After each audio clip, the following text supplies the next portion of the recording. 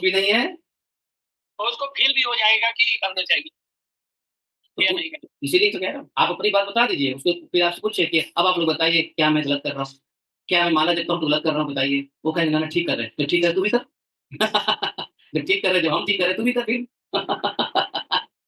है कि नहीं? तो अब ये बात ही हृदयग्राही होता है इसलिए ऐसे लोगों को नरक जाने से बचा सकते हो इसलिए कभी भी आप घर में बैठे हुए आप ये सोच रहे हो कि पड़ोसी नरक में जाए तो जाए मैं तो भजन भक्ति कर रहा हूँ तो इस भावना से भगवान आपको कभी ठीक नहीं करेंगे हमेशा भावना ये रखो कि मैं कैसे मौका मिले कि मैं आस-पड़ोस के लोगों को भी भजन में लगवाऊँ, उसको भी पाप कर्म से बचाऊँ। कम से कम भक्ति ना करे तो पाप कर्म से तो बचाऊँ और पाप कर्म से बच जाएगा तो ऑटोमेटिकली भक्ति करे। भक्ति क्यों नहीं होती है? क्योंकि पाप कर्म करते रहते हैं। हमारे प्रिय डोगरे बाबा जी महाराज बार-बार कहते हैं कि यदि मनुष्य को पुण्य के पीछे नहीं भागना चाहिए, मनुष्य को भजन के पीछे नहीं भागना चाहिए, पहले भागे तो पाप कर्म को रोकने के लिए। पाप कर्म रोक देगा तो अपने आप वो भक्ति में लग जाएगा। जब ये मन गंदा सोचेगा नहीं तो अपने आप अच्छा सोचने लग जाएगा। गंदा सोचना बंद कर दे, अच्छे विचार अपने आप आने लग जाएँगे। जैसे बताया, अंधेरे कमरे में आप बत्ती ले जाओगे तो अपने आप अंधकार निकल जाता है, नहीं? ये नहीं कह सकते कि पहले अंधेरा निकालेंगे तो हम रोशनी लाएँगे, नहीं, रोशनी लाओ अपने आप निकल जाएगा। तो ये बात जो है कितनी बड़ी बात है, ये सब चलता रहता है और कलयुग में तो कली क्या है, पाप का क्या है? कली है ही पाप का पुंज, कली पाप का पुंज है।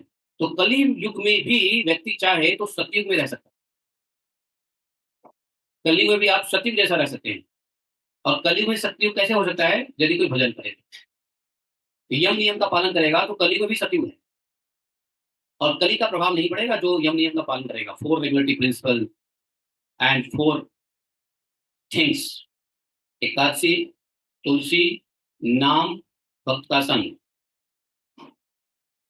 तो जो व्यक्ति भक्त भागवत का संग करेगा, तुलसी माला पहनेगा, भगवान का नाम जप करेगा, भागवतम श्रवण करेगा, तो कलयुग में भी वह सतयुग जैसा ही रह सकता है। बेशक उसकी आयु सतयुग जैसी ना हो, लेकिन उसका मन सतयुग जैसा ही रहता है। भक्त का मन सतयुग जैसा ही शुद्ध है।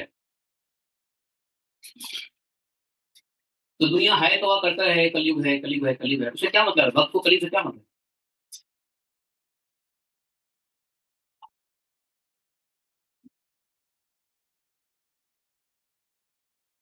जो राजा, राजपुरुष इस लोक में श्रेष्ठ